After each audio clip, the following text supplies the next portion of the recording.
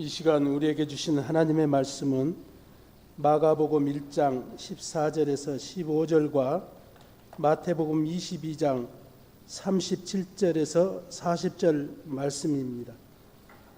각각 신약 53면과 39면에 있습니다.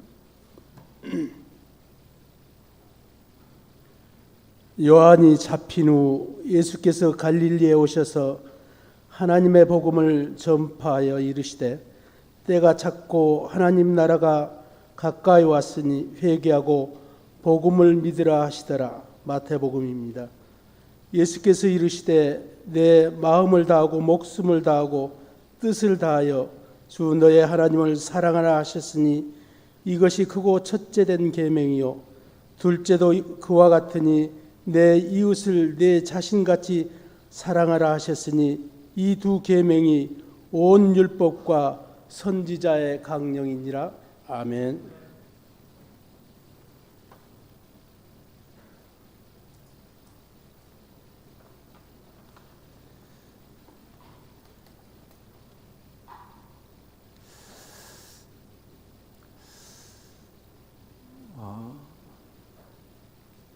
성자 하나님이신 예수님께서 2000년 전에 인간의 역사 속에 들어오셨습니다. 예수님이 왜 인간의 역사 속에 오셨을까요? 요한복음 10장 10절에서 예수님이 오신 것은 우리에게 생명을 얻게 하고 더 풍성히 얻게 하려는 것이다 라고 하고 있습니다. 우리가 하나님의 생명을 얻고 더 풍성한 삶을 누리도록 하기 위함이라는 것이죠. 그런데 누가복음은 예수님이 오신 것을 잃어버린 생명을 찾아 회복하기 위한 것이라고 말씀하고 있습니다.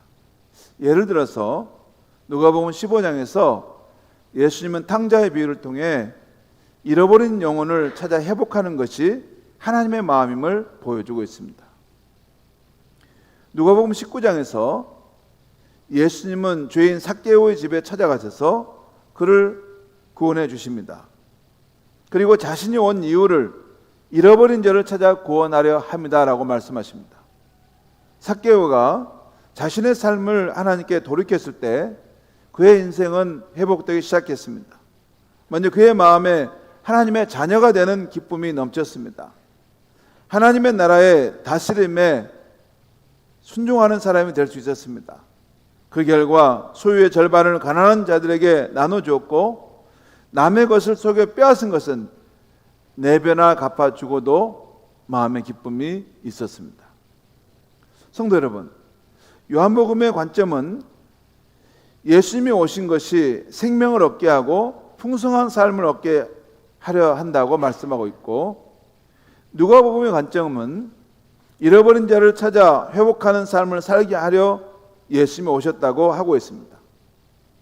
예수님이 인간의 역사 속에 오신 이유는 어느 것이 맞습니까? 풍성한 삶입니까? 회복의 삶입니까? 둘 다 맞습니다.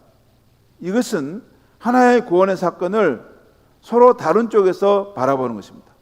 이쪽에서 보면 풍성한 삶을 주러 오셨던 것이고 저쪽에서 보면 회복의 삶을 주시러 오셨다는 것입니다. 1945년 8월 15일은 우리나라가 일본의 압제에서 해방된 날입니다. 그런데 이날은 광복을 찾은 날이라고도 할 수 있고 또 자유와 번영이 시작된 날이라고도 할 수 있습니다. 이와 마찬가지로 예수님께서 인간의 역사 속에 오신 이유는 우리에게 풍성한 삶을 주시기 위함이라고 볼 수도 있고 또한 회복의 삶을 주시기 위함이라고 볼 수도 있습니다. 그리고 우리의 구원 사건을 회복의 삶으로 보는 것은 창조 때 하나님이 원래 인간에게 주셨던 삶인데 인간이 하나님께 범죄하고 떠남으로 잃어버린 삶을 회복한다는 것입니다. 오늘 아침은 지난 주일의 말씀 회개하고 복음을 믿으라 라고 하는 그 말씀의 후속 말씀이라 할 수 있습니다. 우리가 자기중심적인 삶을 회개하고 하나님 나라를 받아들이게 될 때 우리의 삶이 하나님 나라 그 터 위에 거기에 자리를 잡은 것뿐만 아니라 우리의 삶 가운데 이제 회복의 삶의 역사가 나타난다는 것입니다.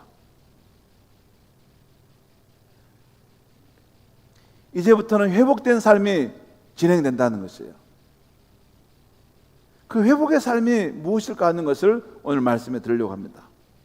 신약성경의 복음서를 보면 예수님이 가르쳤던 중심 사상은 하나님의 나라였습니다. 그 가르침의 독특성은 예수님이 이 인간 역사 속에 들어오심으로 하나님의 나라가 현재적으로 시작되었다는 것입니다. 그 증거로 예수님은 하나님 나라의 권능으로 수많은 병자들을 치유하셨습니다. 사람을 괴롭히는 그러한 귀신들을 쫓아내셨습니다. 삭개오와 막달라 마리아와 같은 많은 죄인들이 부끄러운 죄된 삶에서 벗어나 변화의 삶을 살게 되었습니다. 2000년 전에 예수님께서 이 땅에 인간 역사 속에 들어오심으로 이런 역사가 시작되었고, 지금도 예수님의 하나님 나라 복음이 선포되는 곳마다, 그걸 받아들이는 곳마다 그곳에 하나님의 나라가 임하고 있는 것입니다. 누가복음 4장 43절에서 이런 기록이 있습니다. 한번 보겠습니다. 제가 읽겠습니다. 예수께서 이르시되 내가 다른 동네들에서도 하나님 나라 복음을 전하여야 하리니 나는 이 일을 위해서 보내심을 받았노라 하시고, 예수님이 인간 역사 속에 보냄받은 이유는 하나님 나라 복음을 전하러 오셨다는 것입니다. 그런데 여기 보면 하나님 나라의 복음이라는 말이 나옵니다. 곧 하나님 나라가 복음이라는 것입니다. 하나님이 통치하신다, 하나님이 다스리신다라는 이 말이 복음이라는 거예요. 왜 이것이 복음일까? 여기서 우리는 예수님이 전하신 하나님의 나라가 어떤 나라인가 생각해 봐야 합니다. 간단히 말해 하나님 나라는 하나님이 왕으로 다스리시는 나라입니다. 하나님이 사랑과 정의의 원리로 다스리시는 나라입니다. 이 하나님 나라는 이 세상을 창조하셨을 때 하나님이 원래 의도하셨던 나라입니다. 그 나라는 하나님과 인간이 인격적인 관계를 맺고 인간이 하나님의 사랑을 받아 누리고 또 하나님의 선한 청지기로서 온 세상을 사랑과 정의로 다스리는 나라입니다. 그런데 불행히도 첫사람 아담이 하나님께 반역하여 자신이 하나님이 되려 함으로 하나님과의 관계가 깨지게 되었습니다. 그 결과 인간이 자기중심적인 존재가 돼서 자신뿐만 아니라 이웃과 피조물과의 관계에도 깨어지게 됩니다. 이제 이 세상이 평화와 공존의 세상이 되지 못하고 자기중심적인 인간에 의해서 힘의 논리에 의한 세상이 되어버린 것입니다. 약자에게는 고통과 슬픔의 세상이 되어버린 것이죠. 여러분, 우리가 법과 제도로 통제하지 않게 되면 이 세상은 강자에 의해서 약자들이 눈물을 흘릴 수밖에 없는 세상이 되는 것입니다. 하나님이 이렇게 인간의 자기중심적인 재성으로 세상이 깨진 것을 아파하시면서 회복의 계획을 세우셨습니다. 세상이 하나님 나라가 회복되기 위해서는 무엇보다 하나님과 인간의 끊어진 관계가 회복되어야 했습니다. 이를 위해서 예수 그리스도께서 인간의 역사 속에 오셔서 우리를 대신하여 십자가에서 죽으셨던 것입니다. 베드로전서 3장 18절 말씀입니다. 그리스도께서도 단번에 죄를 위하여 죽으사 의인으로서 불의한 자를 대신하였으니 이는 우리를 하나님 앞으로 인도하려 하심이라. 의로우신 분인데 이 죄를 담당하시고 죽으셨다는 것입니다. 그것은 우리를 하나님 앞으로 인도하기 위함이라는 거죠. 그러면 성도 여러분, 예수께서 우리를 하나님 앞으로 인도하셨다면, 그래서 우리가 하나님 나라의 백성이 되었다면 이제 우리의 삶에 회복되어야 될 삶의 모습은 무엇입니까? 창조 때 하나님이 인간을 지으셨을 때 계획했던 삶이 있습니다. 그것은 풍성한 삶이었고 또 그것을 우리가 잃어버렸고 이제 다시 회복되었다는 의미에서 회복해야 될 삶이라고 할 수 있습니다. 이것이 오늘 본문에 오늘 이 시간 말씀드리는데 한 4가지 정도가 회복돼야 될 우리 삶의 여정이 되겠습니다. 첫째는 하나님과의 관계가 회복되는 것입니다. 이전에는 하나님께 멀어졌고 무관심하고 하나님께 불순종하는 삶이었다면 이제는 하나님께 가까이 나가고 하나님을 사랑하는 그러한 관계로 회복되는 것이죠. 하나님은 다른 피조물과 달리 인간을 인격적인 존재로 창조하셨습니다. 인격적인 존재란 인간이 지정의를 가진 것뿐만 아니라 하나님과 사랑을 주고받을 수 있고 하나님의 마음을 알아챌 수 있고 하나님을 기쁘시게 할 수도 있는 존재라는 뜻입니다. 이것은 인간을 영혼을 가진 존재로 창조하셨다는 뜻입니다. 하나님은 인간을 인격적인 존재로 만드셔서 인간과 아주 깊은 사랑을 나누기 원하시고 무엇보다 하나님 자신이 먼저 인간을 그렇게 사랑하십니다. 이것이 성경 곳곳에 여기저기 다 나와 있습니다. 그 중에 가장 아름다운 표현이 아마 구약 성경 스바냐 3장 17절 말씀일 것입니다. 한번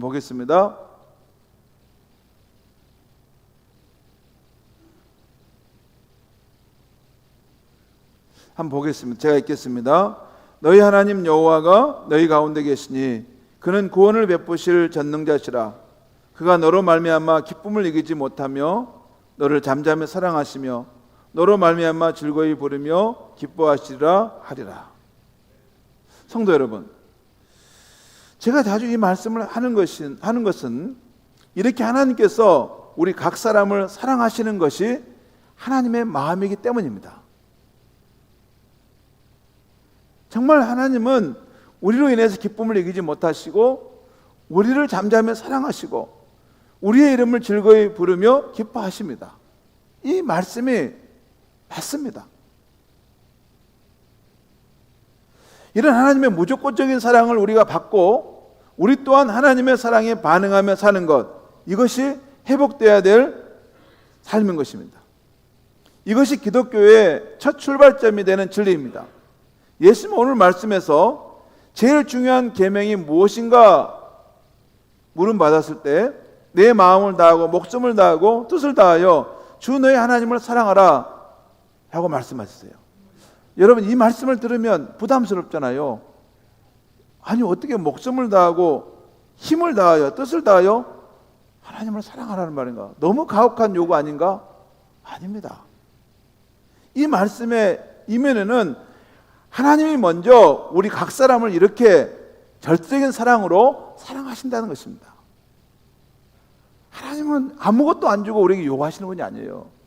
하나님은 예수 그리스도 안에서 우리를 이렇게 사랑하셨고 지금도 이렇게 마음과 뜻을 다해서 우리 하나만을 전부인 것처럼 생각하시고 사랑한다는 거예요. 하나님의 이 깊은 사랑을 알기 위해서 우리는 하나님의 말씀인 성경을 자주 읽고 묵상해야 합니다. 성경에는 하나님께서 다양한 처지에 있는 인간을 어떻게 사랑하시는가가 자세히 나와 있어요. 어떤 경우에는 인도하시는 모습으로, 어떤 경우에는 보호하시는 모습으로, 어떤 경우에는 용기와 능력을 주시는 모습으로, 어떤 경우에는 그 사도행전이나 창세기 말씀 보면 하나님께서 그 위기의 순간, 기회 때마다 그 백성을 이렇게 사랑하시는 모습을 나타내요. 내 관심은 오직 너에게 있다라고 하는 그 마음을 보여주고 있어요. 그러니까 우리가 하나님의 사랑을 이렇게 발견하려면 이 성경 말씀을 자주 읽고 가만히 묵상해 보면 됩니다. 그 안에 우리를 향한 하나님의 진실한 사랑이 널려 있어요. 하나님을 가까이 하고 하나님을 알아가며 사랑하는 관계가 우리가 회복돼야 될 삶의 모습입니다. 두 번째는 이 자신과의 관계를 회복하는 삶인데요. 이 부분은 자신을 무가치한 존재로 또 열등 의식을 가지고 사랑했던 사람들이 건강한 자아사랑을 가지며 회복되는 것입니다. 여러분, 인간이 하나님의 사랑을 받게 되면 자기 자신을 사랑할 수 있습니다.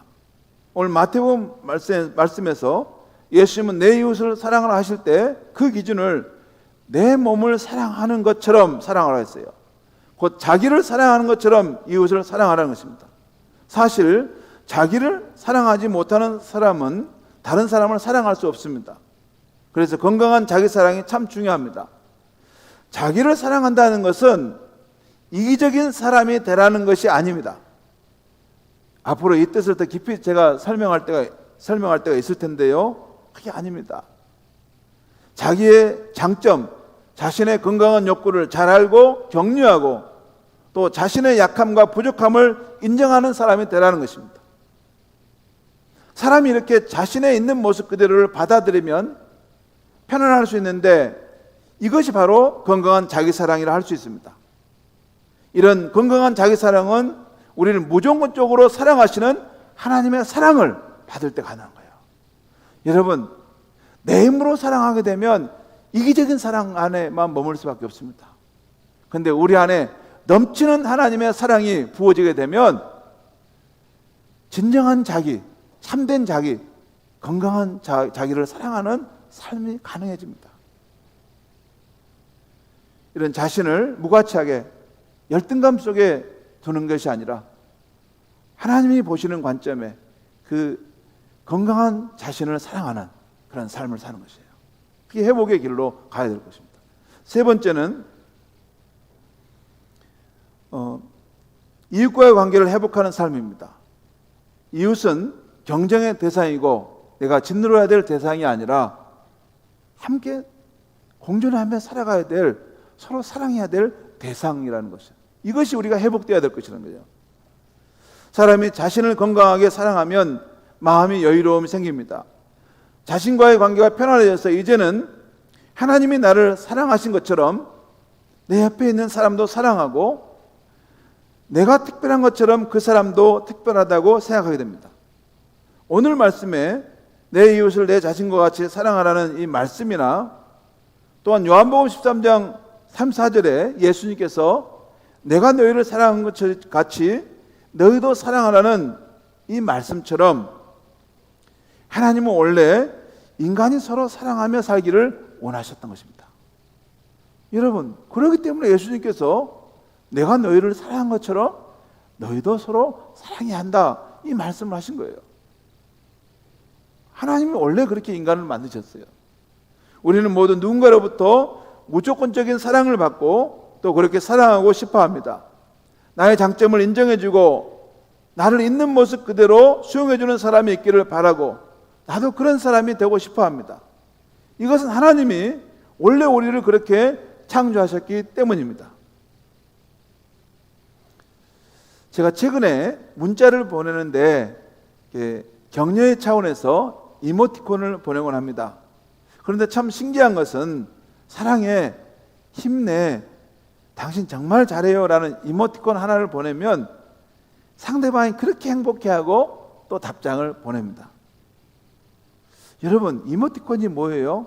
우리 문자에 보낼 때 이모티콘 뭐 그림 이렇게 하나씩 보내잖아요. 그래서 나의 감정을 대리해서 표현하는 것이에요. 내가 직접 하는 게 아니고 이모티콘이 내 이 기쁨을, 나의 칭찬을, 나의 사랑을 이렇게 탁 하면 그 사람에게 전달해 주는 거죠. 내가 직접 하는 것도 아닌데 그 사랑의 이모티콘 하나를 보내도 상대방이 그렇게 행복하는 것입니다. 여러분은 어떻습니까? 누가 사랑해, 힘내라는 이모티콘을 보내주면 기쁘지 않습니까? 저도 기쁩니다. 우리 아무개 권사님은 칭찬 한번 받으면 허리가 휘도록 감사 인사하는 그 이모티콘을 보내와요. 막 이렇게 감사 인사하는 이모티콘을 보내는데 그걸 보면 저도 다시 행복해집니다. 그럼 뭘 말해요? 우리 인간이 사랑을 받고자 한다는 거예요. 또 사랑을 주고 받는 것이 하나님이 우리를 창조하신 원래의 모습이라는 거죠. 성도 여러분, 하나님의 원래의 뜻은 우리가 하나님의 사랑을 풍성히 받아 누림으로 자기 자신과의 관계가 건강해지고, 또 그렇기 때문에 자기 안에 넘치는 사랑과 에너지로 주변에 있는 그 이웃을 사랑하는 것입니다. 이웃을 더 이상 경쟁 관계로 대하는 것이 아니라 그도 나처럼 사랑받을 소중한 존재임을 알고 그를 사랑해 가는 것입니다. 이것이 우리가 회복되어야 될 삶인 것입니다. 네 번째는 세상과의 관계를 회복하는 것입니다. 하나님의 선한 청지기로서 이 세상을 이렇게 파괴하고 무너뜨리는 것이 아니라, 또는 무관심하고 냉정하게 대하는 것이 아니라, 하나님의 사랑의 마음을 가지고 우리가 사는 이 세상을 사랑과 정의의 원리로 이것을 갖고 가고 회복해 가는 것인 것입니다. 창세기 1장 28절에 하나님은 우리 인간에게 만물을 다스리는 권한을 주셨습니다. 하나님의 사랑의 마음으로 세상과 피조물들을 잘 다스리라는 것입니다. 이것은 우리가 하나님 나라의 시민으로 이 세상의 사랑과 정의, 평화와 공존의 사회가 되도록 힘쓰라는 것이고, 또한 인간의 탐욕으로 점점 파괴되어가는 자연 만물에 대해 관심을 갖고 회복하기 위해서 힘쓰는 삶을 살라는 것입니다. 성도 여러분, 우리는 한 번 예수를 믿는 것으로, 한 번 구원받은 것으로 끝나는 것이 아닙니다. 지난 세월 동안 자기 중심적인 삶을 살아감으로 잃어버렸던 하나님이 약속하신 풍성한 삶을 다시 회복해가는 삶의 여정으로 나아가야 하는 것입니다. 하나님을 인격적으로 알아가고 사랑하는 삶, 자신을 건강하게 사랑하는 삶, 이웃을 내 몸같이 사랑하는 삶, 하나님이 지으신 세상을 선한 청지기로서 사랑과 정의로 아름답게 갖고 가는 그 삶, 그 방향으로서 계속해서 우리의 삶은 회복돼 가야 하는 것입니다. 왜? 내 중심적인 삶을 사는 동안 그 부분을 많이 잃어버렸기 때문에 그렇습니다. 그리고 이 회복의 삶은 세상의 중심이 내가 아니고 하나님이라는 하나님 중심의 세계관, 하나님 나라를 받아들이면서 회복되기 시작하는 거예요. 모든 것을 내 중심으로 생각하고, 모든 것을 내 기준으로 생각하고, 내게 유익이 되면 선이고 내게 불편하면 악이고, 그것은 하나님 중심의 세계관이 아닙니다. 하나님이 다스리시는 그 나라 안에서 내가 위치하고 하나님이 맡겨주신 역할을 내가 감당하며 가는 것이에요. 이제 우리 시대에 가장 아름다운 회복의 삶을 이루고 가셨던 강용호 박사님을 소개해 드리려고 합니다. 저는 지난주 강용호 박사가 쓴 자신의 유고작인 내 눈에는 희망만 보였다. 제목 자체도 아주 희망입니다. 내 눈에는 희망만 보였다. 우리 강용호 박사입니다. 자신의 두 아들, 명인인데요. 두 아들이 찍었습니다. 또한 자신이 쓴 마지막 유고작입니다. 그 책을 읽으면서 깊은 감명을 받았는데요. 그의 집안은 단란한 기독교 집안이었는데 어느 날 갑자기 불행이 찾아옵니다. 초등학생 때 그의 아버지가 병환으로 돌아가시면서 그 가정이 기울기 시작합니다. 중학교 때는 축구를 하다가 눈을 다쳐 시력을 잃게 됩니다. 그때 몇 번의 수술을 받았지만 영영 시력을 잃게 되죠. 아들이 평생 시각 장애인으로 살아야 한다는 말을 듣고 그 어머니가 충격을 받아 뇌졸중으로 돌아가십니다. 상황이 이렇게 되자 큰 누나가 학업을 포기하고 동생들을 뒷바라지하게 되는데 2년 동안 밤낮없이 일만 하던 누나가 과로로 엄마를 따라 하나님 곁으로 가버립니다. 불과 4년 동안에 그는 부모도 누나도 자신의 눈도 잃고서 절망 속에서 몸부림칩니다. 그때 그는 15살 어린 나이였기 때문에 왜 하나님이 자신에게 이러시는지 도무지 이해가 되지 않았습니다. 수십 번, 수백 번을 하나님께 왜 하필 나입니까? 하면서 자신의 눈을 고쳐달라고 하나님께 매달렸습니다. 그러다가 우연히 기독교 방송을 진행하다 한 목사님께 자신의 사연을 써보냈더니 그 목사님으로부터 편지가 왔어요. 그 답장은 이런 것입니다. 하나님께서는 이미 대답하셨습니다. 노라고요. 그러나 하나님은 당신을 위해 준비하시는 일이 분명히 있습니다. 그러면서 성경 두 군데를 인용하는 그 편지였습니다.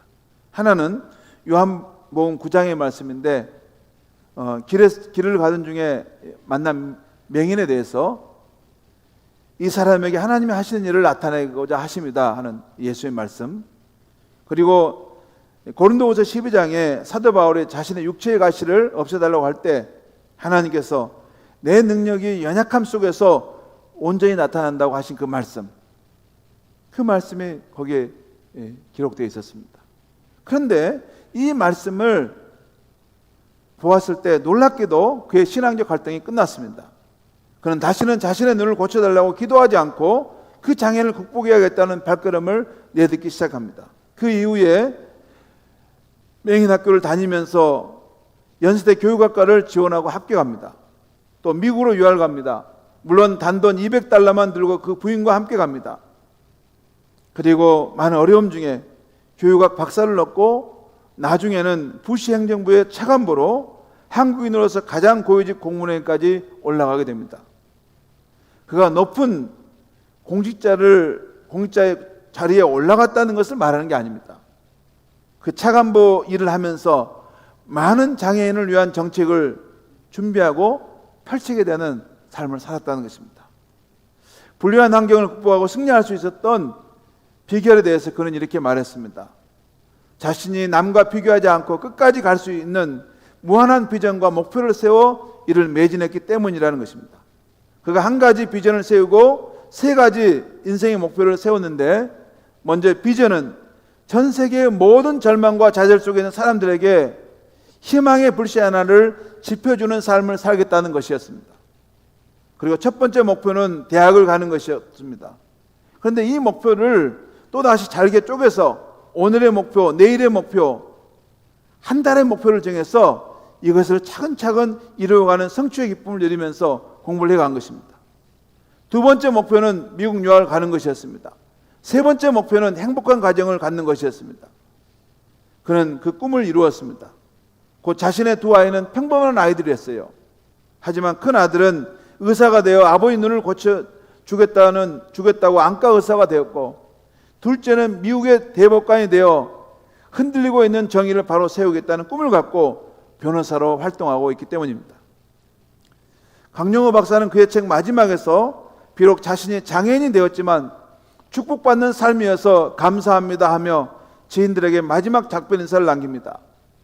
아름다운 삶을 살도록 도와주신 모든 분께 감사합니다. 나의 지팡이가 되어주신 당신 사랑합니다. 아버지의 삶을 살게 해준 내 아들들 축복합니다. 저는 그 책을 보면서 그분이 하나님 중심의 삶을 살려고 노력하고 애썼지만 동시에 하나님께서도 섭리적 은혜 가운데 그의 삶을 도우셨다는 것을 볼 수 있었습니다.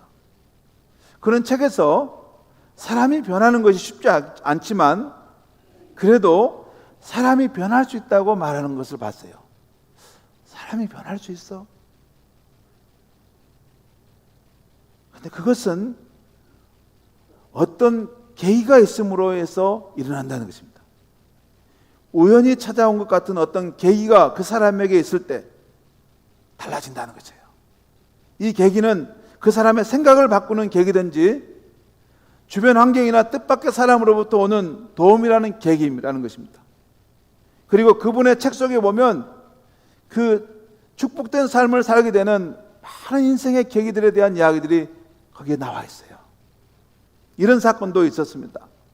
그분이 미국 유학을 마치고 한국으로 돌아오는데 장애인이라고 받아주는 대학이 없는 것입니다. 비자도 만료되고 장학금도 끊기고 이제 백수 가장이 되려는 때였습니다. 미국에서도 비자 때문에 취업이 쉽지 않았습니다. 그때 힘들어하는 자신에게 아내가 여보, 하나님께서 여기까지 우리를 인도하셨는데 이렇게 그냥 두시지는 않을 거예요. 기쁜 마음으로 기다려봐요. 아무튼 그렇게 어려운 중에 겨우 미국의 한 도시에 교육공무원으로 취직하게 됩니다. 그런데 한 번은 아내가 자신을 만나러 왔는데 그때 자기 부서의 과장이 아내에게 물어보는 거예요. 어떻게 해서 시각장애인 남편하고 결혼하게 됐습니까? 그렇게 자기 아내와 이런저런 이야기하다가 오래전에 장애인 관련 자격증을 취득했다는 소식을 그 내용을 듣고 이렇게 말하는 거예요. 정말 잘 됐네요. 마침 교사를 찾고 있는 중이었는데 하고 간단한 서류만으로 공립학교 교사가 되도록 해 주었던 것입니다. 근데 그때는 마침 미국의 장애인 교육 정책이 바뀌어서 공립학교 특수교사 수요가 급증하고 있었던 때였습니다. 아무튼 그것 계기로 그 아내도 그 직장에 공립 교사로 취업하게 되고 28년 동안 평생 직장 생활을 하고 은퇴하게 되었어요. 바로 이것이 그들의 미국 생활의 발판을 마련하게 되었던 계기가 되었던 것입니다. 제가 강영우 박사의 글을 읽으면서 그런 마음이 들었어요. 저도 중국 상해에서 이렇게 이방 땅에 살아봤지만 여러분, 낯선 이방 땅에 가면 아는 사람 아무도 없습니다. 다 외국인들이에요. 우리가 아무 인연이 없습니다. 그 장애인인 그 사람이 그곳에 갔을 때 정말 어떻게 살 것인가 너무나도 막막했는데 그가 하나님 중심의 삶을 살았을 때 하나님께서 섭리 가운데 그의 인생의 길을 이끌어 가시는 계기들을 만들어 주었다는 것입니다.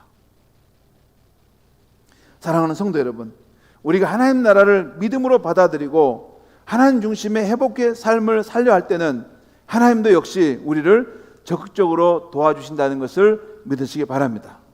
우리는 언제나 말씀과 기도를 통해 하나님과의 인격적인 교제 가운데 깊은 사랑을 받아 누리고 그래서 자신과 이웃과 세상에 대해서 회복의 삶을 계속해서 살아가야 할 것입니다. 우리는 한 번 구원받는 것으로 많은 게 아닙니다. 잃어버렸던 예수님이 약속하신 그 풍성의 삶을 우리의 삶 속에서 계속해서 회복해 가야 할 줄 믿습니다. 기도하겠습니다. 하나님 아버지, 오늘 이 아침에 예수께서 우리 가운데 오신 것은 하나님이 창조 때에 우리에게 약속하셨던 그 풍성한 삶을 다시 회복해 주시고자 하신 것임을 일깨워 주시니 감사합니다. 하나님 아버지, 우리가 하나님과의 관계가 더욱더 친밀해지고 날마다 하나님을 알아가고 더욱 사랑하는 사람이 되게 하여 주시옵소서. 참된 자신을 사랑하고 이웃을 내 몸과 같은 사랑하는 삶을 살게 하여 주시옵소서. 하나님의 천한 청지기로서 이 세상을 사랑의 마음으로 갖고 가고 창조해가는 하나님의 선한 사람들이 되게 하여 주시옵소서. 그리고 우리를 섭리 가운데 도우시는 하나님의 도움의 손길을 경험할 수 있게 하여 주시옵소서. 예수님의 이름으로 기도하옵나이다. 아멘.